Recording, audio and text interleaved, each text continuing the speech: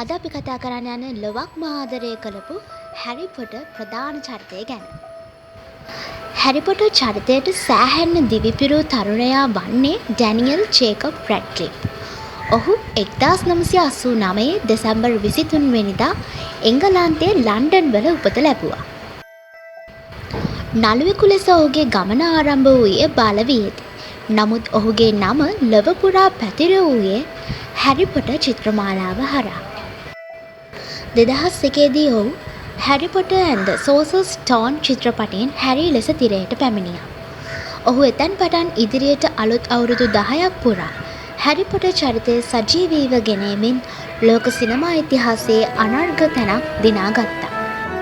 ඩැනියල්ගේ රඟපෑම අතිශය ස්වභාවික සහ ආවේගාත්මකව පැවතුණා. ඔහු ඇරීගේ වෙහෙස, බිය, ආදරය, කැපවීම හා මනුස්සකම යන හැඟීම් ලෝකයම දැකුවා. ඔහු විශේෂයෙන්ම වීරයෙකු බවට පත් වූ හැරිගේ විකාශනයක් ග්‍රාහකයාගේ අදවතට පසුබැසිය නොහැකි ආකාරයට ගෙනවිත් තියෙනවා. පොටර් චිත්‍රපට මාලාවෙන් පසු ඩැනියල් විවිධ චරිත මත ක්‍රමවත්ව රඟපාමින් Swiss Army Man, The Woman in Black, Now You See Me Too සහ Bird, The AI Young Pearl, Story වැනි අභිරුචිමත් චිත්‍රපටයන්හිද දැක්වීමෙන් තම රඟපෑම් හැකියාව දිගුවක් කළා. තියටර් ශාස්ත්‍රයට ඔහු කඳුළු බර සංග්‍රහයක් ගෙනෙමින් බ්‍රෝඩ්වේ සහ වෙස්ට් එන්ඩ් වේදිකාවල ආකර්ශනීය චරිත රඟපා තියෙනවා.